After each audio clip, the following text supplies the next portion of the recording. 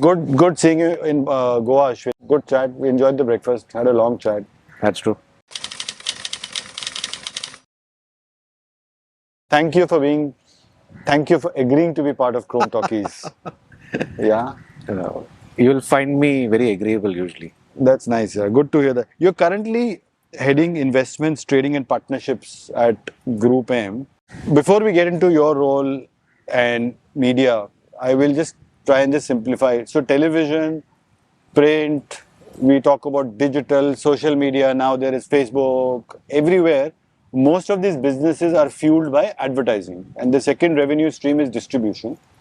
Television itself, distribution, advertising, but a lot of social media is not paid for, so the revenue is out of advertising. That's what television broadly operates at. How what's your role in GroupM? GroupM being one of the biggest in terms of media buying, planning. Just educate us on your role, what you do, and how it impacts and makes a dent broadly in media as a sector. I think And we'll have to be very layman terms because we've got a lot of kids from media institutes. so. I think the term investment is, you have to take it as a generic definition, right? When you think of investment today, as a layperson, you're earning some money, you invest, and you expect some returns out of it, right? If I am at a basic level, I'll invest my money in an FD, which gives me a guaranteed return. I'll need to pay some tax. Amongst the most secure forms of It's most investment. I may invest in stocks, I may win or I may lose, Yeah. but that's also an form of investment. Now, when you think about our clients, they are investing their marketing money to reach a potential consumer for their product or service. And the role of a media agency is that of an investment manager, To identify the investment best advisor, to identify the best fit and a good deal. and a good deal, right? It's exactly the way, let's say, a personal finance manager or a portfolio manager will work with you as an individual. We do the same thing for media as the assets, and we advise our clients and help them plan where their investments should go. And that's primarily the role that I play within GroupM, right? Now, to be able to play this role clearly, you need to understand what are those instruments in which you are investing the money. Yes. The instruments being space in a magazine, the space in a print publication, the time on a TV channel, or a particular impression that is available on an online platform, or an interaction that an audience or a consumer has on a commerce platform, or an interaction that an audience has on the search box while they're searching for something. There are multiple moments which an audience or a consumer goes through, which are potential moments for a brand to talk to the Exposure. consumer. It's an exposure It's an opportunity. exposure. It's not just an exposure, it is also, in some cases, an opportunity to interact with the audience, right? Interact with your potential consumer. And understanding of how each of these moments work, trying to define what moment is ideal for what kind of a brand objective, Yeah. and to be able to define a value to those moments is where we come in, both from as an agency as well specifically from an investment function perspective within an agency. Yes. And what's the volume? So if you look at the India M&E sector, majority is still on TV at this point in time, which is not growing as the same rate as the rest of the mediums, but it's digital in fact moving, which is like 51% if you include social media. So majority of your investments would be moving in the same ratio? So if you look at the market, everywhere we publish a report called the TYNY, which is this year, next year.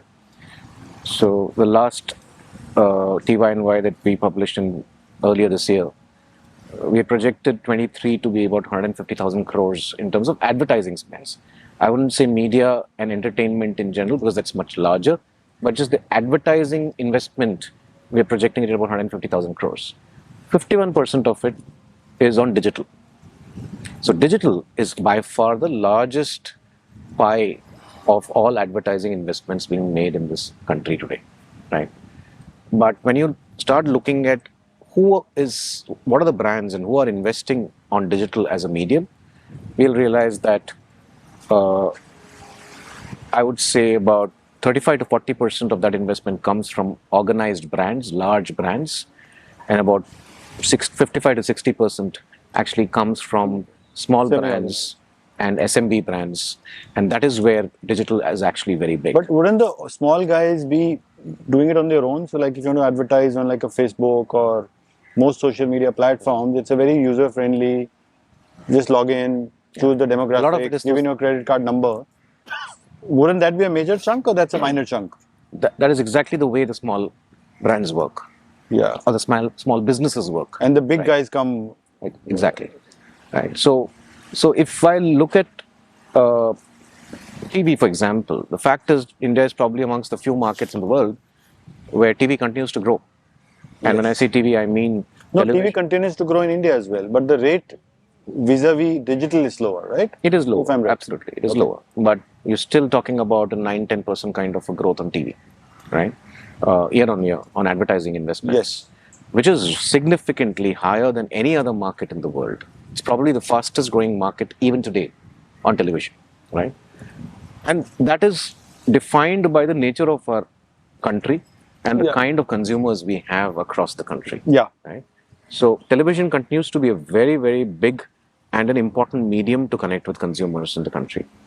So if I look at an organized player like GroupM working with large brands, our ratio wouldn't be 51% digital, and for us, probably TV continues to be one of the largest portfolios of investment, right? Because, sorry, just to understand, TV would be the largest portfolio because the small guys will again route through an agency when it comes to television, unlike digital. Not just that, for most large brands, especially FMCG brands, television continues to be the primary way to connect with consumers. That is where majority of the investment goes. So if you look at any large FMCG, which are amongst the largest advertisers in the country, even today, television is the primary way to connect with the consumer. Yeah. It's a high reach. It is high reach. It is also high impact. Yes. Because you're watching it undivided attention. Yeah. You're also watching it on a format which is large screen, impactful format. How's out of home shaping up? High impact, right? But no reach. Actually, you have to look at out of home as an aggregate of sites. Yes. Right? Yes, out of home is significantly impactful. Impactful for a geographical location. For the geographical you take the Western Express Highway. Absolutely. And you've launched a Bollywood blockbuster. It works because it is impactful. And when you look at it as an aggregate of multiple sites, then it gives you reach. In fact, it's very interesting when brands look for reaching consumers in Tamil Nadu, for example, they can't do without cinema advertising. Yes. Because cinema advertising actually provides significantly high reach in that market. So from that perspective, cinema advertising is an integral part of most media plans when we actually look at a market. That's very interesting. It's a very interesting. So you're saying Tamil Nadu, in particular, has a huge affinity towards cinema. South in general, if you see, has amongst the largest population of cinema goers, who are not just one-time cinema goers. They are extremely regular. Every time there is a new release, every weekend, every Thursday, every Friday, you will see cinema goers who are there. Well, that's a brilliant insight, and we're a huge heterogeneous country, and I'm sure there'll be lots of trends in different states. And absolutely, and that's how you have to look at it from a media planning perspective as well. That there is no one-size-fits-all kind of a plan. Every state and within every state, different regions have different kinds of consumers. So when agencies buy media for television or for print or for digital, there are all different currencies and different ways of evaluating. So print, if you're buying an ad on a newspaper, it is the size of the ad to a great extent and the amount you pay, which used to be cost per column centimeter. I don't know if it's still sold on those formats. Television is what ratings or TVRs were delivered and you look at the total cost, you get a CPRP or a perception buy. Digital is moving on CPMs. So different currencies. Ashwin just talked about Tamil Nadu, where cinema is the integral component. I didn't know that, right? So adding cinema to the plan makes a huge dent. Next question. Do you see the need for a unified currency across medias to make life simpler? One. And two, does that become a threat to media planners and buyers because everything gets so simplified? The need to look at cross-screen, cross-platform reach is extremely critical, if you ask me. And rather than a threat, it will be a fantastic tool for a media planner, right? But I think even before we get to cross-screen, the advent of digital is actually, we've moved from a slightly more democratic environment of other media platforms to a digital environment where every platform is a walled garden. Yes. And forget about trying to get unified reach across multiple platforms like TV, digital, and radio and print, or cinema or out of home. To get unified reach within the digital ecosystem itself is a challenge. Yes. Right? Because there is no one common metric which allows me to talk to a consumer as they navigate themselves from one platform and one walled garden to another walled garden. The mediums are different. There are audio mediums, there are visual mediums, there are audio-visual mediums. Not just that. Interactive, non-interactive mediums. What happens in the Google environment cannot be related back to what happens in the Meta environment, cannot be related back to what happens in the Amazon environment. But it's the same consumer who is present in all those environments. Yes. So technically, if I want to do a unified reach and frequency planning, it is still a challenge. Yes. Brilliant. I think you've summed it up very well. My learning for the day again remains, and I'm very kicked about the fact that Tamil Nadu is a cinema goers market. And we all thought cinema is passé. That's the trend. The OTTs here, it's killed cinema. But there are states like Tamil Nadu, and I'm sure many more, where cinema... No, honestly, cinema is not passé at all. Not at all. Completely, I agree with you. Every time you have fantastic content comes in. Unfortunately for us, we had a dry run in Bollywood. Yeah. But if you look at Hollywood movies today, they are released not just in English, they are released in at least 6 to 7 Indian languages. Yes. And every Hollywood movie today, the bigger ones end up collecting a lot more than what many of the big Indian or Bollywood movies collect in the first few weekends. One guy who's definitely going to love hearing this is Ajay Bijli, right? So we'll tag him on this one. But cinema is not passé. Cinema continues. Media buying, again, very customized. Depends on different states, different markets. We are lucky in India. We are in an environment where all mediums are growing. That's a very, very unique place that we are in. If you look at print, it's come back. Growing. It's still growing. It's come back from the lows of the pandemic. In many cases, we have actually grown even above 2019 levels. Yes. Right?